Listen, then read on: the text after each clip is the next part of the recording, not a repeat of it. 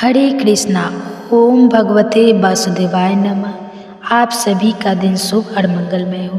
भगवान विष्णु की कृपा आप सभी भक्तों पर सदा सर्वदा बना रहे। आज आप सुनिए पौष मास कथा में आगे का अध्याय। सूत जी कहते हैं, शौनक जी वहाँ पहुंचकर राजा परीक्षित ने देखा कि एक राजेश्वर धारी क्षुद्र हाथ में डंडा लिए हुए हैं और गाय बैल के एक जोड़ी को इस तरह पीटता जा रहा है जैसे उनका कोई स्वामी ही ना हो। वह कमल तंतु के समान श्वेत रंग का बैल एक पैर से खड़ा कांप रहा था तथा क्षुद्र की ताड़ना से पीड़ित और भयभीत होकर मूत्र त्याग कर रहा था। धर्म में उपयोगी दूध घी आदि हवे से पदार्थों को देने वाली वह गाय भी बार बार क्षुद्र के पैरों की ठोकरें खाकर अत्यंत दीन हो रही थी। एक तो वह स्वयं ही दुबली पतली थी, दूसरी बछड़ा भी उसके पास नहीं था। उसे भूख लगी हुई थी और उसकी आंखों से आंसू बहते जा रहे थे। स्वर्ण जट रथ पर चढ़े हुए राजा परीक्षित ने अपना धनुष चढ़ाकर मेघ के समान गंभीर वाणी से उसको ललकारा, अरे तू कौन है जो बलवान होकर भी मेरे राज्य के इन दुर्बल प्राणियों को बलपूर्वक मार रहा है। हमारे दादा अर्जुन के साथ भगवान श्री कृष्ण के परम धाम पधार जाने पर इस प्रकार निर्जन स्थान में निरपराधों पर प्रहार करने वाला तू अपराधी है, अतः वध के योग्य है। उन्होंने धर्म से पूछा, कमल नाल के समान आपका श्वेत वर्ण है, 3 पैर ना होने पर भी आप एक ही पैर से चलते फिरते हैं। यह देखकर मुझे बड़ा कष्ट हो रहा है। बतलाइए, आपके बैल के रूप में कोई देवता है? अभी युभूम कुरुवंश नर पतियों के बाहुबल से सुरक्षित है। इसमें आपके सिवा और किसी भी प्राणी की आंखों से शोक के आंसू बहते मैंने नहीं देखा। धेनु पुत्र, अब आप शोक न करें, इस क्षुद्र से निर्भय हो जाए। गौ माता, मैं दुष्टों को दंड देने वाला हूँ, अब आप रोए नहीं, आपका कल्याण। देवी, जिस राजा के राज्य में दुष्टों के उपद्रव से सारी प्रजा त्रस्त रहती है, उस मतवाले राजा की कीर्ति, आयु, ऐश्वर्य और परलोक नष्ट हो जाते हैं। राजाओं का परम धर्म यही है कि वे दुखियों का दुख दूर करें। यह महादुष्ट और प्राणियों को पीड़ित करने वाला है, अतः मैं अभी इसे मार डालूंगा। सुरभि नंदन, आप तो 4 पैर वाले जीव हैं, आपके 3 पैर किसने काट डाले? श्री कृष्ण के अनुयायी राजाओं के राज्य में कभी कोई भी आपकी तरह दुखी ना हो। वृषभ, आपका कल्याण हो। बतलाइए, आप जैसे निरपराध साधुओं का अंग बाहर करके किस दुष्ट ने पांडव की कृति में कलंक लगाया है? जो किसी निरपराधी प्राणियों को सताता है, उसे चाहे वह कभी भी रहे, मेरा भय अवश्य होगा। दुष्टों का दमन करने से साधुओं का कल्याण ही होता है। जो उन दंड व्यक्ति निरपराध प्राणियों को दुख देता है, वह चाहे साक्षात देवता ही क्यों ना हो, मैं उसकी बाजू बंद से विभूषित भुजाओं को काट डालूंगा।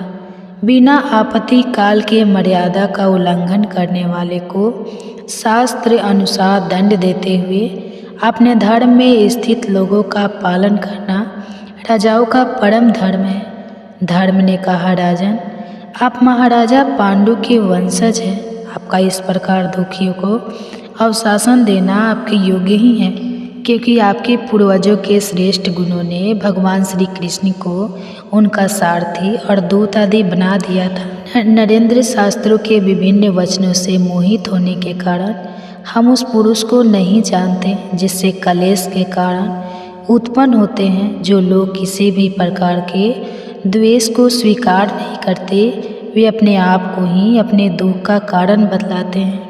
कोई प्रबंध को कारण बतलाते हैं तो कोई कर्म को, कुछ लोग स्वभाव को तो कुछ लोग ईश्वर को दुख का कारण मानते हैं। किन्हीं का ऐसा भी निश्चय है कि दुख का कारण ना तो तर्क के द्वारा जाना जा सकता है और ना ही वाणी के द्वारा बतलाया जा सकता है। राज से अब इनमें कोई सहमत ठीक किया, आप अपनी बुद्धि से ही विचार लीजिए। सूत जी कहते हैं, ऋषि श्रेष्ठ शौनक जी, धर्म का यह वचन सुनकर सम्राट परीक्षित बहुत प्रसन्न हुए, उनका खेद मिट गया। उन्होंने शांत चित्त होकर उनसे कहा। परीक्षित ने कहा, धर्म का तत्व जानने वाले वृषभदेव, आप धर्म का उपदेश कर रहे हैं। अवश्य ही आप वृषभ के रूप में स्वयं धर्म हैं। आपने अपने को दुख देने वाले का नाम इसलिए नहीं बताया है कि अधर्म करने वाले को जो नरक आदि प्राप्त होते हैं वही चुगली करने वाले को भी मिलते हैं, अथवा यही सिद्धांत निश्चित है कि प्राणियों के मन और वाणी से परमेश्वर की माया के स्वरूप का निरूपण नहीं किया जा सकता। धर्मदेव सत्य रूप में आपके 4 चरण थे, तब पवित्रता, दया और सत्य। इस समय अधर्म के अंश, गर्भ, आसक्ति और मत से 3 चरण नष्ट हो चुके हैं। अब आपका 4था चरण केवल सत्य ही बचा रहा है, उसी के बल पर आप जी रहे हैं।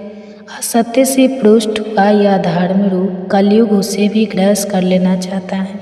एक गौ माता साक्षात पृथ्वी है। भगवान ने इनका भारी बोझ उतार दिया था और उनके राशि राशि सौंदर्य से बिखेरने वाले चरण चिन्हों से सर्वत्र उत्सवमय हो गई थी, अब उनसे बिछड़ गई है। महारथी परीक्षित ने इन प्रकार धर्म और पृथ्वी को संतान दी। फिर उन्होंने अधर्म के कारण रूप कलयुग को मारने के लिए तीक्ष्ण तलवार उठाई।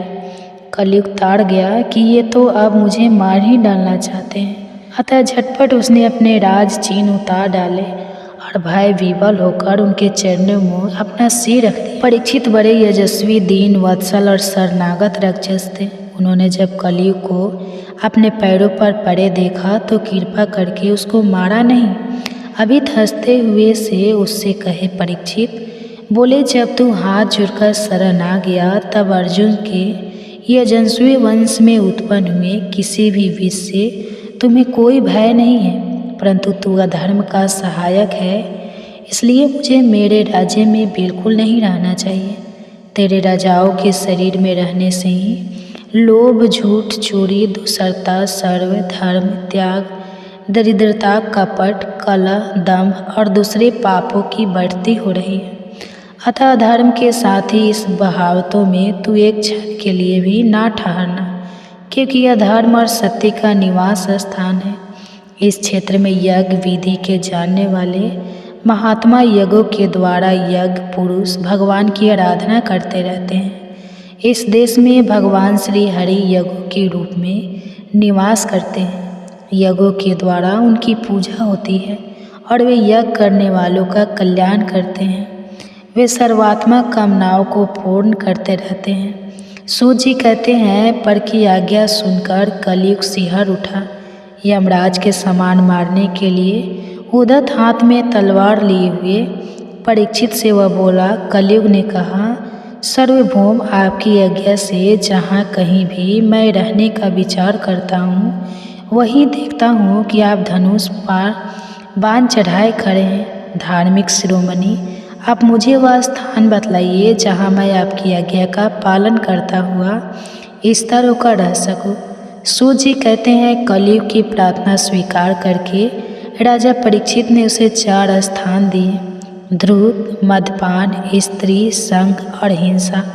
इन स्थानों में क्रमशः सत्य, मद, आसक्ति और निर्दयता से ये 4 प्रकार के धर्म निवास करते हैं। उसने और भी स्थान मांगे, तब श्रीमद् परीक्षित ने उसे रहने के लिए एक और स्थान स्वर्ण दिया। इस प्रकार कलयुग के 5 स्थान हो गए: झूठ, मद, काम, वैर और राजोगुण। परीक्षित के दिए हुए इन्हीं 5 स्थानों में अधर्म का मूल कारण काली उनका अज्ञाता का पालन करता हुआ निवास करने लगा। इसलिए आत्म कल्याण कामी पुरुषों को इन 5 स्थानों का सेवन कभी नहीं करना चाहिए। धार्मिक राजा, प्रजा वर्ग के लौकिक नेता और धर्म प्रदेश गुरुओं को भी तो बड़ी सावधानी से इनका त्याग करना चाहिए। राजा परीक्षित ने इसके बाद विषय रूप धर्म के 3 चरण तपस्या, सोच और दया जोर दिए और अवशासन देकर पृथ्वी का संवर्धन किया। वही महाराज परीक्षित इस समय अपने राज सिंहासन पर विराजमान है, जिसे उनके पिता महाराज युधिष्ठिर ने वन में जाते समय उन्हें दिया था। वे परम यशस्वी सौभाग्य भाजन चक्रवर्ती सम्राट राजर्षि परीक्षित इस समय हस्तिनापुर में कौरव कुल की राज्य लक्ष्मी से सौभाग्यमान है। अभिमन्यु नंदन राजा परीक्षित वास्तव में ऐसे ही प्रभावशाली है जिनके शासन काल में आप लोग इस दीर्घकालीन यज्ञ के लिए दीक्षित हुए हैं। तो इसी के साथ यह अध्याय समाप्त हुआ।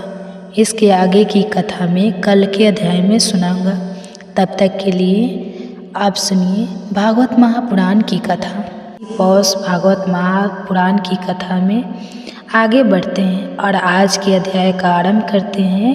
भगवान श्री विष्णु ने कहा, हे राजेंद्र, शकुला के मन में केवल पति का ही ध्यान था, पति की ही कामना थी। उसके अस्तित्व का प्रभाव देखकर देवराज इंद्र ने भी पूर्णतया अपने मन में विचार किया, मैं इसके अविचलन धैर्य को नष्ट कर दूंगा। ऐसा निश्चय करके उन्होंने तुरंत ही कामदेव का स्मरण किया। महाबली कामदेव अपनी प्रिया रति के साथ वहां आ पहुँचे और हाथ जोड़कर इंद्र से कहने लगे, हे नाथ, इस समय किस लिए आपने मुझे याद किया? आज्ञा दीजिए, मैं अवश्य ही उसका पालन करूंगा। कामदेव को अपने समक्ष देखकर इंद्रदेव ने कहा, हे कामदेव, यह जो पतिव्रते में तत्पर रहने वाली महाभागा शकुला है वह परम पुण्यवती और मंगलमय है। मैं इसे अपनी ओर आकर्षित करना चाहता हूँ। यह सुनकर कामदेव ने कहा, हे सहस्त्रलोचन, मैं आपकी इच्छा पूर्ति के लिए आपकी सहायता अवश्य करूँगा। हे देवराज, मैं देवताओं, मुनियों और बड़े बड़े ऋषि सौरों को भी जीतने की शक्ति रखता हूँ। फिर एक साधारण कामिनी को, जिसके शरीर में कोई बल भी नहीं होता, उसे जीतना कौन सी बड़ी बात है। मैं कामनियों के विभिन्न अंगों में निवास करता हूँ। नारी मेरा घर है, उसके भीतर मैं सदा मौजूद रहता हूँ। इसलिए भाई, पिता, स्वजन, संबंधी, बंधु बांधव कोई भी क्यों ना हो, यदि उसमें रूप और गुण है तो वह उसे देखकर मेरे बाणों से घायल हो ही जाती है। उसका चित्त चंचल हो जाता है और परिणाम की चिंता नहीं करती। इसलिए हे देवेश्वर, मैं शकुला के सतीत्व को अवश्य नष्ट कर दूंगा। यह सुनकर देवराज इंद्र ने कहा, हे मनोभाव, मैं रूपवान, गुणवान और धनी बनकर कौतूहल वंश इस नारी को धैर्य से विचलित करूंगा और धर्म से भी। कामदेव से इस प्रकार कहकर देवराज इंद्र उस स्थान पर गए जहाँ क्रूक वैश्य की प्रिय पत्नी शुक्ला देवी निवास करती थी। वहाँ जाकर वे अपने हाव भाव, रूप और गुण आदि का प्रदर्शन करने लगे। रूप और संपत्ति से युक्त होने पर भी उस पराये पुरुष पर शकुला ने दृष्टि नहीं डाली, लेकिन वह जहाँ जहाँ जाती वहाँ वहाँ पहुँचकर इंद्र उसे निहारते रहते। इस प्रकार सहस्त्र नेत्रधारी इंद्र अपने संपूर्ण भावों से उसकी ओर देखते रहते। इंद्र ने उसके पास अपनी दूती भेजा। वह मुस्कुराती हुई गई और मन ही मन शुक्ला की प्रशंसा करती हुई बोली, अहो, इस नारी में कितना सत्य, कितना धैर्य, कितना तेज और कितना क्षमा भाव है। संसार में इसके रूप की समानता करने वाली और कोई सुंदरी नहीं है। इसके बाद उसने शकुला के पास जाकर पूछा, हे कल्याणी, तुम कौन हो, किसकी पत्नी हो? जिस पुरुष को तुम जैसी गुणवती भार्या प्राप्त है वह इस पृथ्वी पर पुण्य का भागी है। दति की बात सुनकर मनसवी शुक्ला ने कहा, हे देवी, मेरे पति वैश्य जाति में उत्पन्न धर्मात्मा और सत्य प्रेमी हैं। उन्हें लोग कृकल कहते हैं। मेरे स्वामी की बुद्धि उत्तम है, उनका चित्त सदैव धर्म में लगा रहता है। वे इस समय तीर्थ यात्रा के लिए गए हैं। उन्हें गए हुए आज 9 वर्ष हो गए। अतः उन महात्मा के बिना मैं दुखी हूँ और यही मेरा हाल है। अब बताओ, तुम कौन हो जो मुझसे मेरा हाल पूछ रही हो? शुक्ला का यह कथन सुनकर दूती ने कहा, हे सुंदरी, तुम्हारे स्वामी बड़े निर्दय हैं जो तुम्हें अकेले छोड़कर चले गए। वे अपनी प्रिय पत्नी के घातक जान पड़ते हैं। अब उन्हें लेकर क्या करोगी जो तुम जैसे साध्वी और सदाचार परायण पत्नी को छोड़कर चले गए? वे पापी नहीं तो क्या है? हे बोलो, अब तो वे चले गए, अब उनसे तुम्हारा क्या नाता। कौन जाने वे वहाँ जीवित भी है या मर गए। जीते भी हो तो उनसे तुम्हें क्या लेना। तुम व्यर्थ ही इतना खेद कर रही हो। इस सोने जैसे शरीर को क्यों नष्ट कर रही हो। मनुष्य बचपन में खेल कूद के सिवा और किसी सुख का अनुभव नहीं करता। इसलिए हे सुंदरी, जब तक ये वाणी है तब तक संसार के संपूर्ण सुख और भोगों को भोग लो। यहाँ देखो, यह एक पुरुष आए हैं जो बड़े सुंदर, गुणगान, स्वर्ग धनी और पुरुषों में श्रेष्ठ है। तुम्हारे ऊपर इनका बड़ा प्रेम है। ये सदा तुम्हारे हित साधन के लिए प्रयत्नशील रहते हैं। इनके शरीर में कभी बुढ़ापा नहीं आता।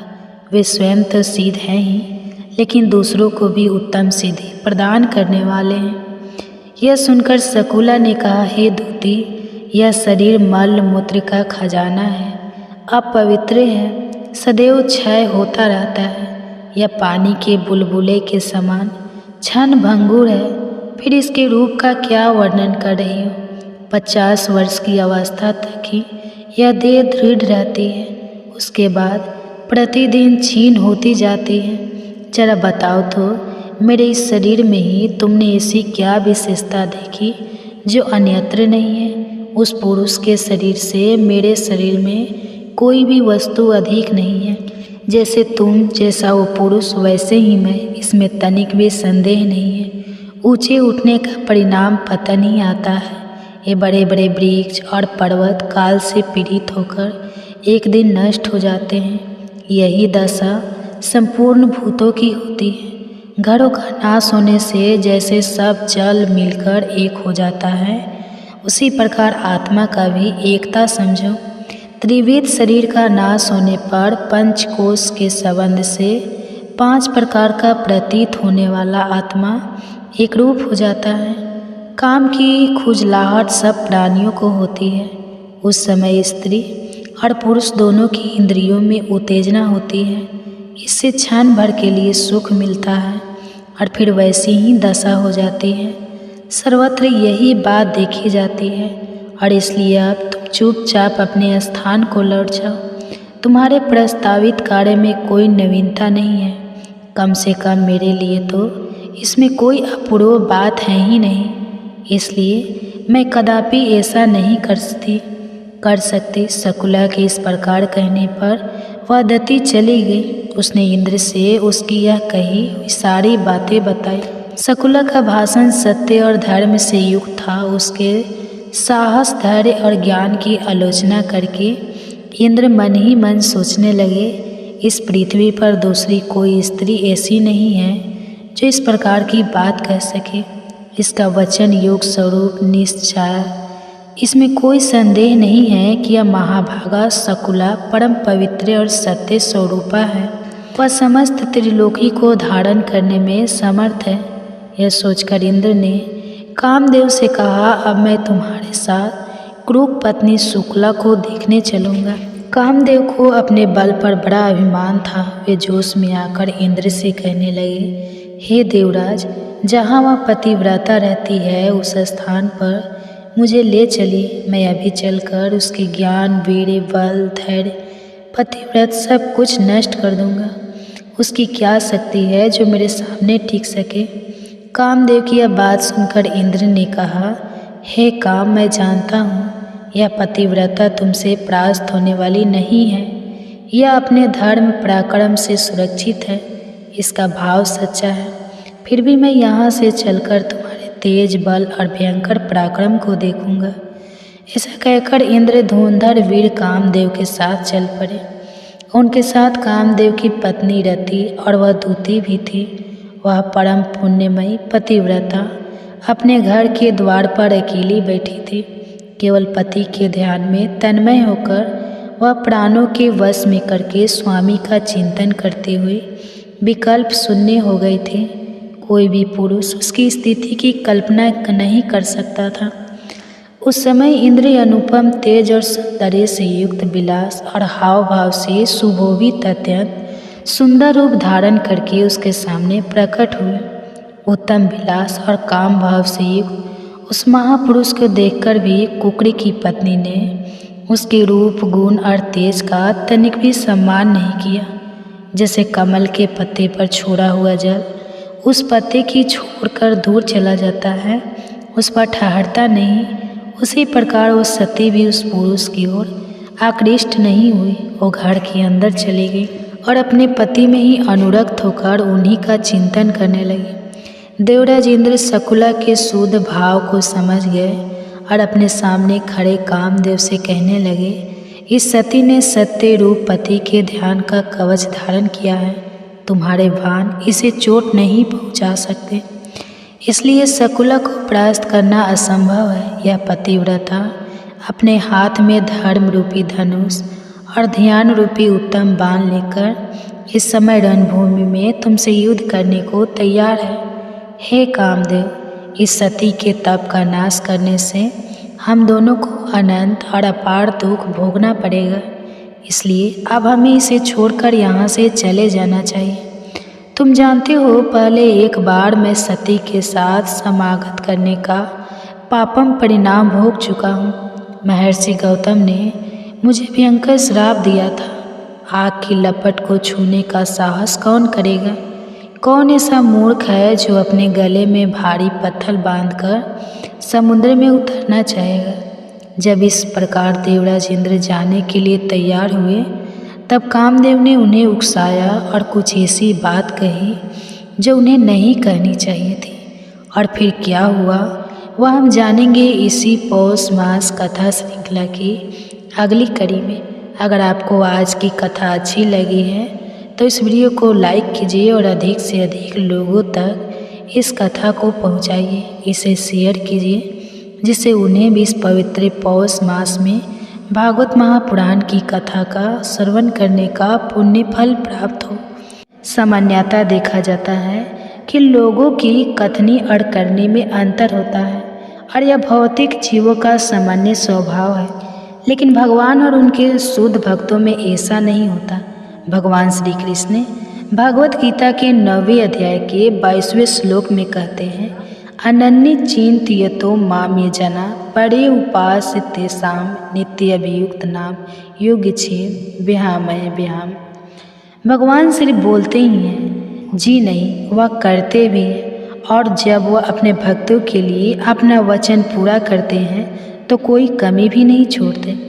अब देखिए, भगवान श्री कृष्ण के रूप में हमने उनकी कथनी तो सुन ली, लेकिन आज हम उन्हें जगन्नाथ जी के रूप में इस कथनी को करनी में बदलते हुए भी देखेंगे।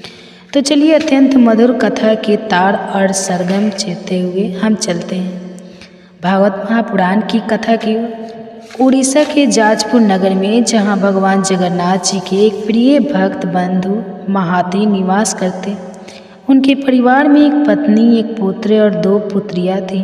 स्वभाव से वैष्णव गुणों से समृद्ध, लेकिन भौतिक लक्ष्मी से संपूर्ण निर्धन ऐसे बंधु महाती भगवान श्री हरि के परम भक्त थे और प्रतिदिन भिक्षा मांगकर जो मिलता उसी से उनके परिवार का जीवन निर्वाह चलता था। अपने गृहस्थ जीवन से वे संपूर्ण अनासक्त थे, जो कि इस भौतिक देह और संसार की क्षण भंगुरता से वे अच्छे से परिचित थे। अब एक बार क्या हुआ कि उनके नगर क्षेत्र में भयंकर अकाल पड़ा। चारों ओर भूख और प्यास से लोग मर रहे थे। जब लोगों के खुद के पास पर्याप्त भोजन नहीं था तो ऐसे समय में लोग भिक्षा कैसे दे सकते थे। इसलिए बंधु मोहती और उनके परिवार को इस कष्ट का सामना करना पड़ा। जब उनकी पत्नी ने देखा कि उनके बच्चे या भूख के कारण मृत्यु शैया पर लेटे चुके हैं तो उनसे यह सहन नहीं हुआ और उन्होंने अपने पति बंधु मोहती से कहा, हे स्वामी, क्या आपके ऐसे कोई रिश्तेदार या सगे संबंधी नहीं है जो हमें इस महामारी के समय में सहायता प्रदान करें? क्यों ना हम इस स्थान को छोड़कर आपके किसी रिश्तेदार के घर चले जाएं, जिससे हमारे बच्चों के संकट में पड़े हुए प्राण की रक्षा हो सके। पत्नी की आर्द्र प्रार्थना सुनकर बंधु मोहंती ने कहा, मेरा कोई रिश्तेदार तो नहीं है, परंतु मेरा एक परम मित्र अवश्य है। वह इस संसार में सर्वश्रेष्ठ है और उसके समान कोई नहीं, लेकिन वो यहाँ से बहुत दूर श्री क्षेत्रपुरी धाम में रहता है। अगर किसी तरह हम उस तक पहुंच गए तो हमारी सभी समस्याओं का समाधान हो जाएगा। बंधु मोहती की बात सुनकर पत्नी ने हर्षित होते हुए कहा, अच्छा, फिर प्रतीक्षा किस बात की? चलिए चलिए, मैं एक बच्चे को उठा लेती हूँ और आप दूसरे को उठा लीजिए, और बिना किसी विलंब और अब हम निकलते हैं। पत्नी की बात सुनकर प्रसन्न हुए बंधु मोहती ने सोचा, चलो इसी बहाने मुझे मेरे प्रभु श्री जगन्नाथ, बलदेव और सुभद्रा जी के दर्शन हो जाएंगे। और बस फिर क्या था, बंधु मोहती अपनी पत्नी और बच्चों के साथ निकल पड़े अपने परम मित्र के घर जाने के लिए, यानी श्री क्षेत्र पुरी धाम के लिए। 4 दिन की कठोर यात्रा के बाद वे सभी जगन्नाथ मंदिर के द्वार पर जा पहुँचे। उस समय हजारों लोगों की भीड़ वहां दर्शन के लिए एकत्रित हुई थी, इसलिए सुरक्षा प्रबंध मजबूत था।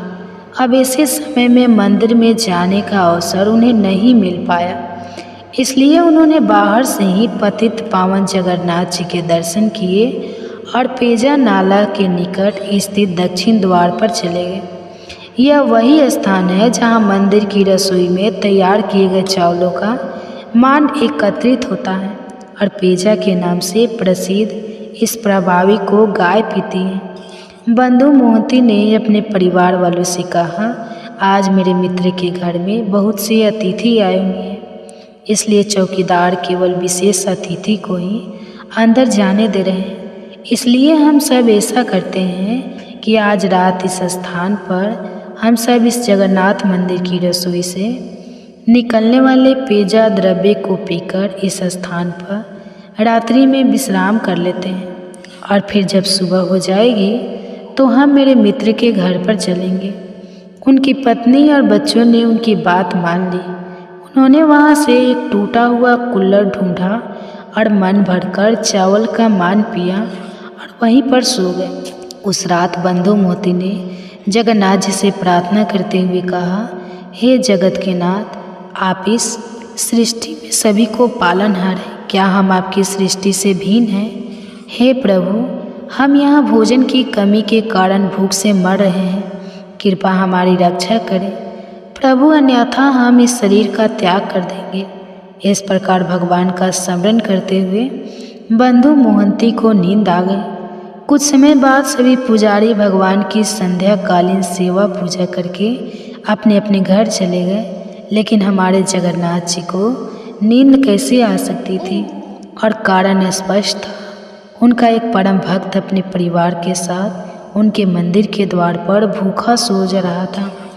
भगवान ने सोचा, मेरा मित्र इतनी दूर से यह सोचकर मेरे पास आया था कि मैं ही एकमात्र उसका मित्र हूँ, ऐसे में मैं उसे इस स्थिति में कैसे देख सकता हूँ? नहीं नहीं, यह नहीं हो सकता। यह सोचकर जगत के नाथ भगवान जगन्नाथ तो चल पड़े भंडार गृह में। वहाँ जाकर उन्होंने स्वर्ण का एक थाल उठाया, उसमें सारे पकवान भरे और चल पड़े दक्षिण के द्वार की ओर।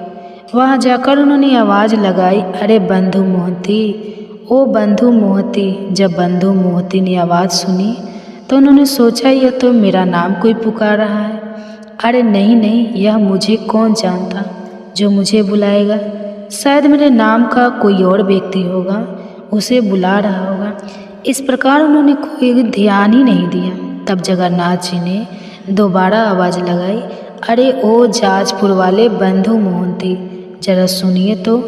आप पेजा नाला के पास अपने परिवार के साथ रुके हुए हैं, कृपया यहाँ आइए, मैं आपके लिए भोजन लेकर आई हूँ। जब बंधु मोहंती ने ये सुना तो वे उस दिशा में गए और वहाँ जाकर देखा तो भगवान जगन्नाथ एक वृद्ध ब्राह्मण के रूप में भोजन का थाल लेकर खड़े थे। भोजन का थाल देते हुए भगवान ने कहा, कृपया इसका स्वीकार करें और अपने परिवारजनों को भोजन करवाएं।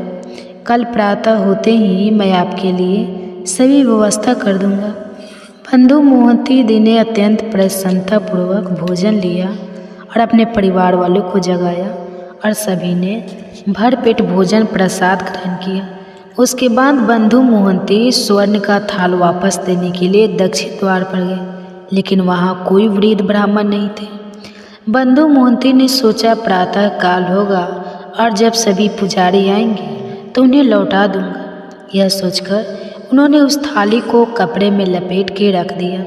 अगले दिन प्रातः जब सभी पुजारी भंडार गृह में आए और देखा तो वहाँ से एक सोने का थाल गायब था। स्वर्ण थाली के चुराए जाने की सूचना प्रबंधन समिति को दी गई। अचानक किसी ने दक्षिण द्वार पर देखा तो ये स्वर्ण थाली कपड़े के अंदर चमक रही थी। वहाँ आकर देखा तो यह तो बंधु मोहंती के पास पड़ी थी। यह देखकर राजा के सैनिकों को लगा कि बंधु मोहंती ने इस थाली को चुराया है, इसलिए उन्हें बंदी बनाकर निर्दयता से पीटा गया और कारागृह में डाल दिया। बंधु मोहंती और उनकी पत्नी ने राजा के सैनिकों को बहुत समझाया कि इस प्रकार एक वृद्ध ब्राह्मण ने उन्हें भोजन दिया था और वे सुबह उसे लौटाने ही वाले थे, लेकिन किसी ने उनकी एक ना सुनी। अब बंधु मोहंती कारागृह में बंद थे और उन्होंने फिर से एक बार अपने परम मित्र भगवान जगन्नाथ जी को पुकारा, हे गोविंद, हे गोपाल, हे दयानिधान, हे प्रभु, मैं तो अधम तप प्राणी हूँ। मेरे जैसा कोई पापी नहीं है और आप जैसा कोई दयालु नहीं, इसलिए आपको मेरे लिए जो भी उचित लगे वही करें। मैं आपकी शरण में हूँ प्रभु, मैं आपकी शरण में हूँ। अपने भक्त की प्रार्थना सुनकर भगवान से सहन नहीं हुआ और वे रात्रि होते ही वे तो निकल पड़े राजा के महल में। राजा के स्वप्न में जाकर उन्होंने राजा को डांटते हुए कहा, हे राजा, ध्यानपूर्वक सुनो। क्या तुम्हारे घर पर जब कोई अतिथि आता है तो क्या तुम उन्हें भूखा सुलाते हो? क्या तुम्हारे महल में कोई ऐसा प्राणी है जो भोजन किए बिना सोता है? मेरा परम मित्र अपने परिवार के साथ मेरे आश्रित होकर मेरे पास आया और अगर उसके लिए मैंने भोजन की व्यवस्था की तो मैंने तुम्हारी कौन सी संपत्ति लूट ली? बताना जरा। तुम्हारे सैनिकों ने उसे चोर समझकर बंदी बना लिया और उसे घोर कष्ट दे रहे हैं। मैं तुम्हें आज्ञा देता हूँ, इसी क्षण जाओ, मेरे उस परम भक्त को मुक्त करो, उसके चरण शुद्ध जल से पखार, उसे सुंदर आभूषण भेंट प्रदान करो, उसे पगड़ी बांधो और आजीवन उसके भोजन और रहने की व्यवस्था मेरे ही प्रकार राजसी रीति से करो। यदि तुमने ऐसा नहीं किया तो तुम्हारे कुल के साथ तुम्हारा संपूर्ण विनाश हो जाएगा। इतना कहकर भगवान वहाँ से अदृश्य हो गए। राजा की नींद खुल गई और उसी क्षण उसने बंदी गृह में जाकर बंधु मोहंती को मुक्त किया, उनका अभिषेक किया, उन्हें सुंदर आभूषण वस्त्र प्रदान किया, उन्हें पगड़ी बांधी और क्षमा मांगते हुए कहा, आपके दर्शन करके मैं धन्य हो गया।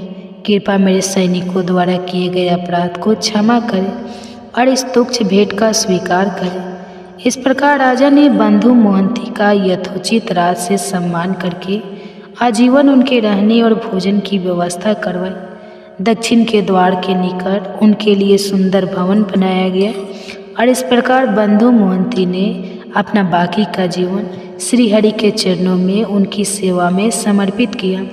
जगन्नाथ जी के उनके भक्तों के साथ भावनापूर्ण इस आदान प्रदान की कथा ने यदि आपके मन को प्रसन्न किया है और यदि आप चाहते हैं कि जगन्नाथ जी के भक्तों की ऐसी ही मधुर कथाएं जन जन तक पहुँचे, तो आप इस कथा को बनाने हेतु हमारा सहयोग दे सकते हैं। तो चलिए हम सब साथ मिलकर हमारी वैदिक सभ्यता की गौरव कथाओं को इस विश्व के हर कोने में प्रत्येक व्यक्ति के पास पहुंचाते हैं और निजी जीवन से थोड़ा समय निकालकर समाज कल्याण के लिए हाथ मिलाते हैं। इस कथा को अधिक से अधिक लाइक दीजिए और अन्य लोगों तक पहुंचाएं। ऐसा करने से हमारा तो उत्साह अनेक गुना बढ़ेगा ही, लेकिन इसके साथ साथ सनातन सभ्यता के प्रचार करने का पुण्य फल आपको भी अवश्य प्रदान कर अपनी पत्नी और पुत्रों तथा पौत्रों से साथ डटा हुआ था। कौशल सम्राट राजा इवाक ने भी देखा कि जिस प्रकार वर्षा के समय में आकाश में मेघ गर्जना करते हैं, उसी प्रकार वह सूकर अपनी पत्नी के साथ गर्जना करता हुआ राजा को युद्ध में ललकार रहा था। जब राजा ने देखा कि उनकी दुर्ग सेना उस वराह के द्वारा परास्त हो रही है, तब राजा इवाक को क्रोध आया। उन्होंने धनुष और काल के समान भयंकर बाण लेकर अश्व के द्वारा बड़े वेग से सूकर पर प्रहार किया। उन्हें आते देखकर सूअर भी आगे बढ़ा। वह घोड़े के पैरों के नीचे आ गया और उतने में ही राजा ने उसे अपने तीखे बाणों का निशान बनाया। सूअर घायल होकर बड़े वेग से उछला और राजा को लांघ गया। उसने अपनी दाढ़ों से मारकर घोड़े के पैरों में घाव कर दिए। इससे उसको बड़ी पीड़ा हो रही थी और वह चल नहीं पा रहा था। अंत योगता वह पृथ्वी पर गिर पड़ा। वह सूकर अपनी जाति के स्वभाव अनुसार रणभूमि में भयंकर गर्जना कर रहा था और उतने में ही राजा ने उसके ऊपर गदा से प्रहार किया। गदा का आघात पाकर उसने शरीर त्याग दिया और भगवान श्री विष्णु के श्रेष्ठ धाम में प्रवेश किया। इस प्रकार महाराज इवाक के साथ युद्ध करके वह सूकर राजा हवा के वेग से उखड़कर गिरे हुए वृक्ष की तरह पृथ्वी पर गिर पड़ा और उस समय देवतागण उसके ऊपर पुष्प वर्षा करने लगे। तत्पश्चात समस्त सूर क्रूर और भयंकर व्याध हाथों में पास लेकर उस सकरी की ओर दौड़ पड़े। सकरी अपने 4 बच्चों को घेर कर खड़ी थी। उस महासंग्राम में अपने पति को मरा हुआ देखकर वह शोक से मोहित होकर अपने पुत्रों से कहने लगी, हे बच्चों, जब तक मैं यहाँ हूँ तब तक शीघ्र गति से अन्यत्र भाग जाओ। यह सुनकर उनमें से ज्येष्ठ पुत्र ने कहा, माता, मैं जीवन के लोभ से अपनी माता को संकट में छोड़कर नहीं जाऊंगा। यह कैसे हो सकता है? यदि मैं ऐसा करूं तो मेरे जीवन को धिक्कार है। मैं अपने पिता के बैर का बदला लूँगा, युद्ध में शत्रु को परास्त करूँगा। तुम मेरे 3 छोटे भाइयों को लेकर पर्वत की कंदरा में चली जाओ। अपने पुत्र की यह बात सुनकर सकरी दुख से आतुर होकर बोली, हे मेरे बच्चे, मैं महापाप नहीं तुझे छोड़कर कैसे जा सकती हूँ। मेरे 3 पुत्र भले ही चले जाए। ऐसा निश्चय करके उन दोनों माँ बेटे ने बाकी के 3 बच्चों को आगे कर लिया और व्याधों को देखते देखते वे विकट मार्ग से जाने लगे। समस्त सूकर अपने तेज और बल से जोश में आकर बारंबार गरज रहे थे और इसी बीच में शूरवीर व्याध वेग से चलकर वहां आ गए। सकरी और सूकर दोनों माँ और पुत्र व्याध होकर मार्ग रोककर खड़े हो गए। व्याध तलवार, बाण और धनुष लेकर नजदीक आ गए। तीखे तोमर, चक्र और मसलों का प्रवाह करने लगे। ज्येष्ठ पुत्र अपनी माता को पीछे करके व्याध के साथ युद्ध करने लगा। कितने को ही दाढ़ से कुचलकर उसने मार डाला, कितनों को ही थूथुन की चोट से धराशायी कर दिया और कितनों को ही खड़ों के अग्रभाग से मारकर मौत के घाट उतार दिया। बहुत से शूरवीर रणभूमि में ढेर हो गए थे। राजा इवाक को संग्राम में इन शूरों को युद्ध करते हुए देखकर और उसे पिता के समान ही शूरवीर जानकर स्वयं उसके सामने आए। उनके हाथ में धनुष बाण थे और उन्होंने अर्धचंद्रकाल तीखे बाण से सूकर पर प्रहार किया। उसकी छाती विदीर्ण हो गई और वह राजा के हाथ से घायल होकर पृथ्वी पर गिर पड़ा। गिरते ही उसके प्राण पखीरे उड़ गए। अपने पुत्र के शोक और मोह से अत्यंत व्याकुल होकर सकरी उसकी लाश पर गिर पड़ी। फिर संभलकर उसने अपने थूथुन से ऐसा प्रहार किया जिससे अनेकों शूरवीर धरती पर सो गए। कितने ही व्याध धराशायी हो गए, कितने ही भाग गए और सकरी अपने दाढ़ों के प्रहार से राजा की विशाल सेना को खदेड़ने लगे। यह देखकर काशी नरेश देवराज की पुत्री महारानी सुदेवा अपनी पति से कहती है, हे प्राणनाथ, इस सकरी ने आपकी बहुत बड़ी सेना का विध्वंस कर दिया है, फिर भी आप अब उसकी अपेक्षा क्यों कर रहे हैं? मुझे इसका कारण बताइए। तब महाराज ने उत्तर दिया, हे प्रिय, यह स्त्री है। स्त्री के वध से देवताओं ने बहुत बड़ा पाप बताया है, इसलिए मैं इस सकरी को ना तो स्वयं मारता हूँ और ना ही किसी दूसरे को ही इसे मारने के लिए भेज रहा हूँ। इसके वध के कारण होने वाले पाप से मुझे भय लगता है। इस प्रकार कहकर महाबुद्धिमान राजा चुप हो गए। वहाँ खड़े हुए सभी व्याध में से एक का नाम भार्गव था। उसने देखा सूकर समस्त वीरों का संहार कर रहे थे। बड़े बड़े योद्धा भी उसके सामने टिक नहीं पा रहे थे और यह देखकर व्याध ने बड़े वेग से एक बाण का प्रहार किया और उस शुक्र को बिंद डाला। शुक्र ने भी झपट कर व्याध को पछाड़ दिया और व्याध ने गिरते गिरते शंकरी पर तेज धार वाली तलवार का भरपूर हाथ लगाया। वह बुरी तरह से घायल होकर गिर पड़ी और धीरे धीरे सांस लेती हुई जमीन पर मूर्छित हुए।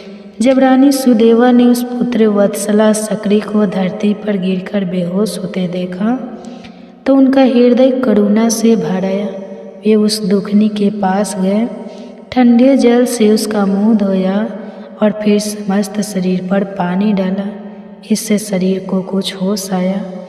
उसने रानी को पवित्र और शीतल जल से अपने शरीर का अभिषेक करते देखा और फिर मनुष्य की भांति वह बोलने लगी, हे देवी, आपने मेरा अभिषेक किया है, इसलिए आपका कल्याण हो।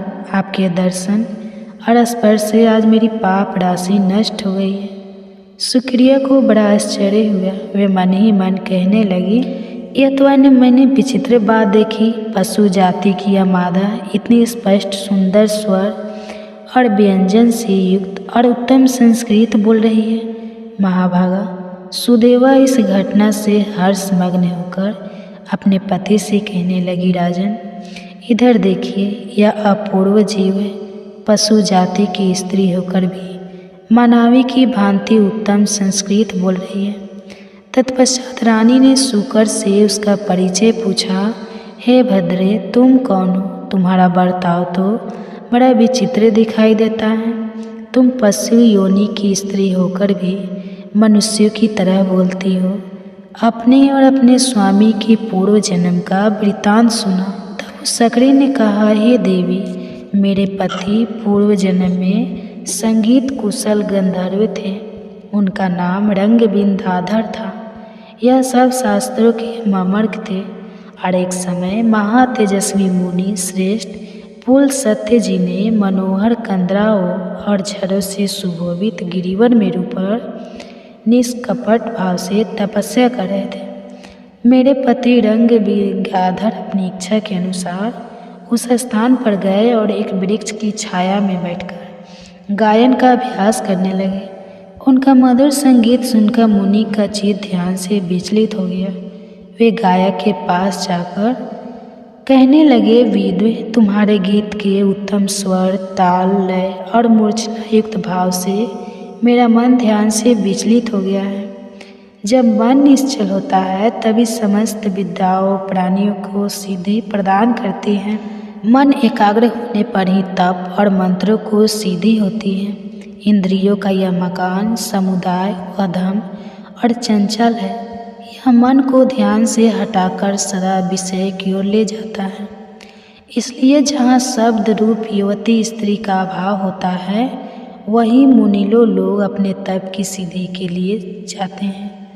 तुम्हारे इस संगीत से मेरे ध्यान में बाधा आई है, इसलिए मेरा अनुरोध है कि तुम इस स्थान को छोड़कर कहीं और चले जाओ, अन्यथा मुझे ही यह स्थान छोड़कर दूसरी जगह जाना पड़ेगा।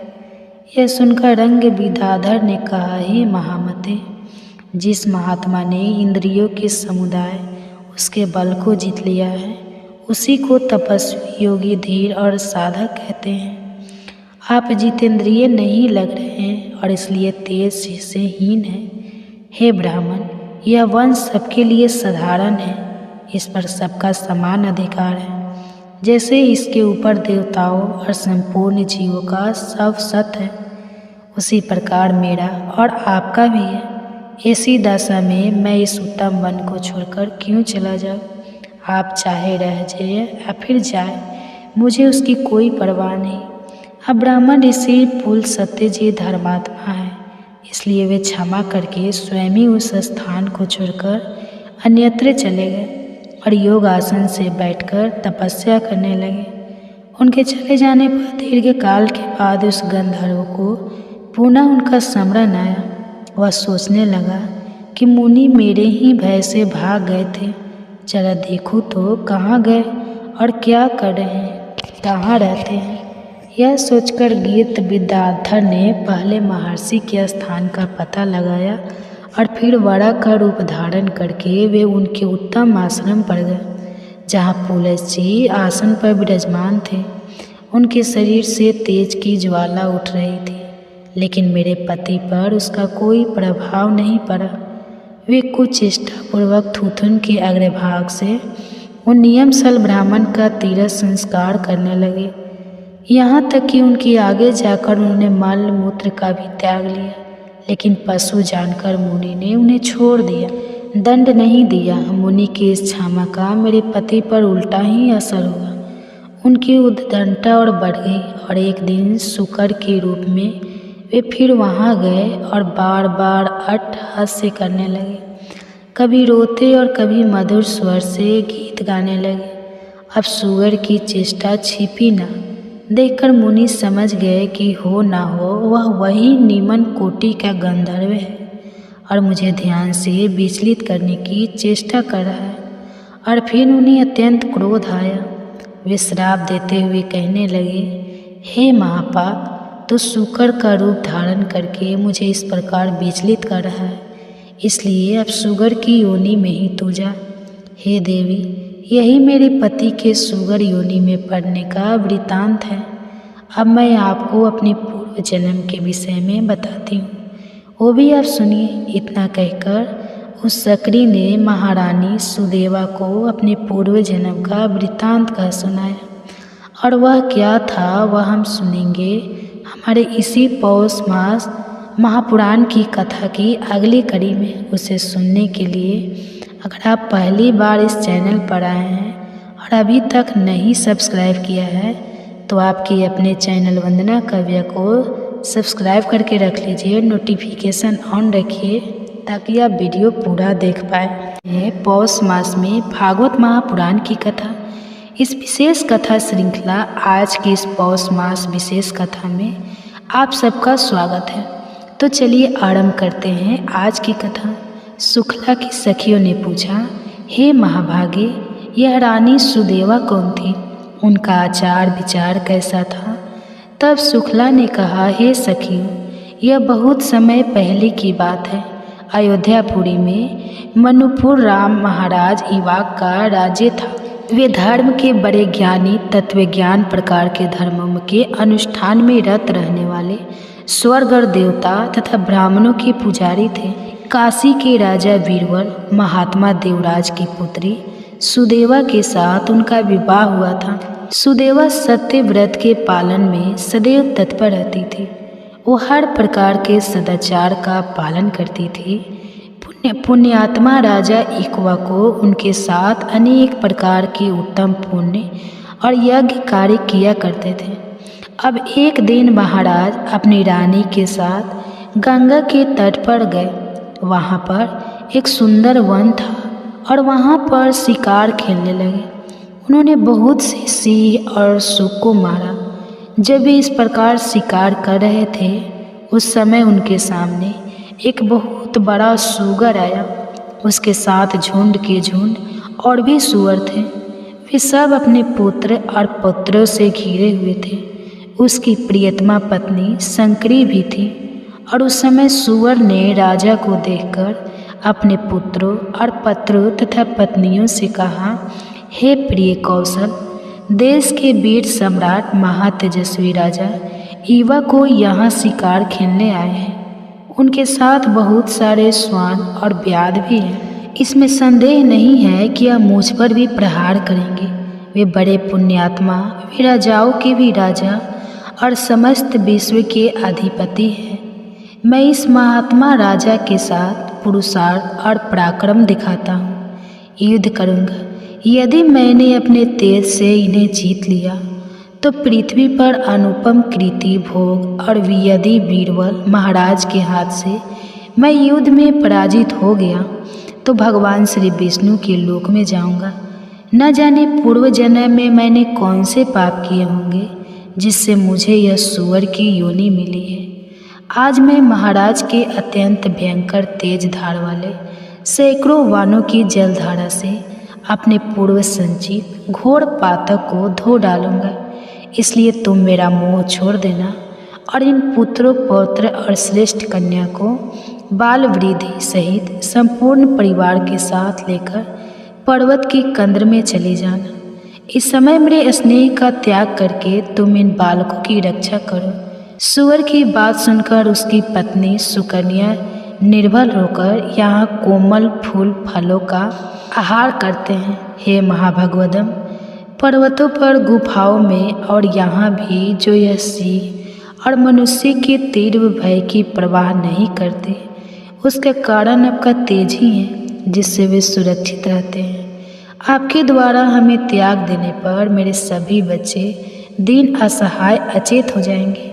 आपसे दूर रहने में मेरी शोभा नहीं है। उत्तम सोने के बने हुए दिव्य आभूषणों, रत्नम उपकरणों, सुंदर वस्त्रों से विभूषित होकर माता पिता, भाई, सास, ससुर, अन्य संबंधियों से आदर पाकर भी अगर कोई स्त्री पति के विहीन होती है तो शोभा नहीं पाती है। जिस प्रकार आचार के बिना मनुष्य, ज्ञान के बिना सन्यासी, गुप्त मंत्रणा के बिना राज्य की शोभा नहीं होती, उसी प्रकार आपके बिना हम सबकी कोई शोभा नहीं हो सकती। हे प्राणेश, आपके बिना मैं अपने प्राण नहीं रख सकती। आपके साथ यदि मुझे नरक में भी निवास करना पड़े तो उसे मैं सहर्ष स्वीकार करूँगी। हम दोनों ही अपने पुत्र और पत्रों के साथ किसी पर्वत की दुर्गम कंद्र में घुस जाए, वही अच्छा है।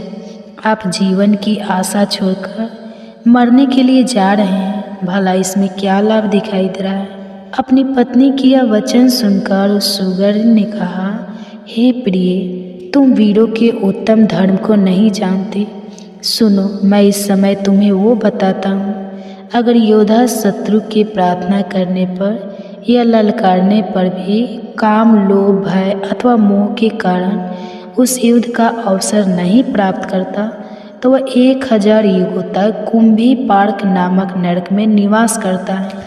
वीर पुरुष युद्ध में शत्रु का सामना करके यदि उसे जीत लेता है तो यश और कीर्ति का उपभोग करता है, और अगर निर्भयता पूर्वक लड़ता हुआ वह स्वयं ही मारा जाता है तो वीर लोक को प्राप्त कर दिव्य भोगों का उपभोग करता है। हे प्रिय, 200,000 वर्षों तक वह इस सुख का अनुभव करता है। मुनुपु राजा एक्वा को यहाँ आए हुए हैं जो स्वयं बड़े वीर हैं। वे मुझसे युद्ध चाहे तो मुझे अवश्य ही उनके साथ युद्ध करने का अवसर देना चाहिए। महाराज, युद्ध के अतिथि होकर आए हैं और अतिथि सनातन श्री विष्णु का स्वरूप होता है, इसलिए युद्ध रूप से इनका सत्कार करना मेरा आवश्यक कर्तव्य है। यह सुनकर उसकी पत्नी सकरी ने कहा, हे प्राणनाथ, यदि आप महात्मा राजा को युद्ध का अवसर प्रदान करेंगे तो मैं भी आपके साथ रहकर आपका पराक्रम देखूंगी। इस प्रकार कहकर सुगर ने तुरंत अपने प्रिय पुत्रों को बुलाया और कहा, हे बच्चों, मेरी बात ध्यान से सुनो। युद्ध भूमि में सनातन विष्णु रूप अतिथि पधारे हैं। उनके सत्कार के लिए मेरे पति जाएंगे और इनके साथ मुझे भी वहां जाना चाहिए। आप सबकी रक्षा करने वाले प्राणनाथ जब तक यहाँ उपस्थित है तभी तक तुम दूर के पर्वत के किसी दुर्गम गुफा में चले जाओ। मुनुपु राजा युवाक बड़े बलवान और दूरदमनी राजा है। यह हम सबके लिए काल स्वरूप है, सबका संहार करेंगे और इसलिए तुम दूर दूर चले जाओ। अपनी माता के से वचन सुनकर पुत्रों ने कहा, जो माता पिता को संकट में छोड़कर चले जाते हैं वह पाप आत्मा है, उसे महारौद्र और अत्यंत घोर नरक में जाना पड़ता है। जो निर्दयी अपनी माता के पवित्र दूध को पीकर प्रीपट से निश्चय करके सुगर, उसकी पत्नी और उसके सभी पुत्र बांधव सहित परिवार एक मोर्चा बनाकर खड़े हो गए। वे सभी बल और तेज से संपन्न थे। अब उधर अयोध्या के महाराजा मुनु कुमार युवा को अपनी सुंदर पत्नी और चतुरंगिनी सेना के साथ शिकार के लिए चले। उनके आगे आगे व्याध थे, श्वान और तेज चलने वाले वीर योद्धा थे। वे सभी लोग उस स्थान के समीप गए जहाँ बलवान सुगर अपनी पत्नी के साथ उपस्थित था। छोटे बड़े बहुत से सुगर सभी ओर से उसकी रक्षा कर रहे थे। गंगा के किनारे मेरू पर्वत की तराई में पहुंचकर महाराज युवकों ने व्यास से कहा, बड़े बड़े वीर योद्धाओं को सुगर का सामना करने के लिए भेजो। इस प्रकार महाराज की आज्ञा से भेजे हुए बलवान, तेजस्वी और पराक्रमी योद्धा वायु के समान दौड़ पड़े और तुरंत सुगर के पास जा पहुँचे। वंचारी व्याध अपने तीखे बाणों और चमचमाते हुए अस्त्र शस्त्रों से वीरों का बाण बांधकर खड़े थे और उन सभी सुख को बिंद नहीं लगे। यह देखकर वह युद्धपति वराह अपने सैकड़ों पुत्र पौत्र बांधव के साथ शत्रुओं पर टूट पड़ा